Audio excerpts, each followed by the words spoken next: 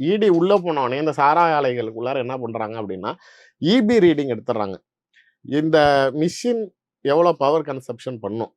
Power consumption பண்றப்ப எவ்வளோ நேரம் ஓடும்? எவ்வளோ நேரம் ஓடுனா எத்தனாயிரம் பாட்டில் தயாரிக்கும்?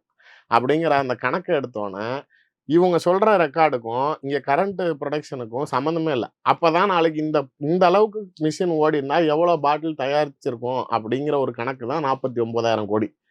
இந்த பாட்டில்கள்லாம் எங்க விற்கப்பட்டிருக்கு அப்படின்னா, இந்த டாஸ்மாக் கடைகளுக்கு வரக்கூடியதெல்லாம் அரசாங்கத்துக்கு வருவாயா வந்துருது. ஆனா, இந்த தனிப்பட்ட முறையில் அங்கங்க சந்து பொந்துல இருக்கக்கூடிய கடைகள்ல விக்கிறது எல்லாமே, தனி நபர்கிட்ட கருப்பு பணமா போய் சேர்ந்துருது.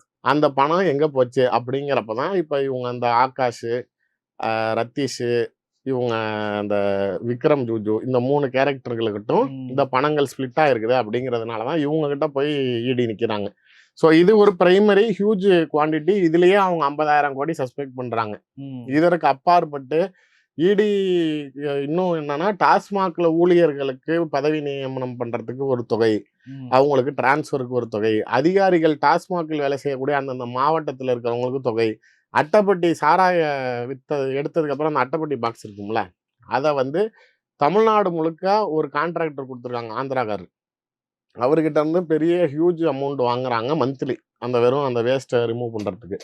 அது மாதிரி பாட்டில் செகண்டரியா விற்கிறதுக்கு, அது மாதிரி பார்கள் கிடையாதுன்னு சொல்றாங்க. ஆனா அங்கங்க பார்கள் இயங்குது, அதெல்லாம் இல்லீகலா கொடுத்துருக்காங்க. ஸோ அதெல்லாம் கண்டிப்பா வந்து அவங்களுக்கு என்னன்னா, சோர்ஸ் ஆஃப் மணியை கண்டுபிடிக்கணும்.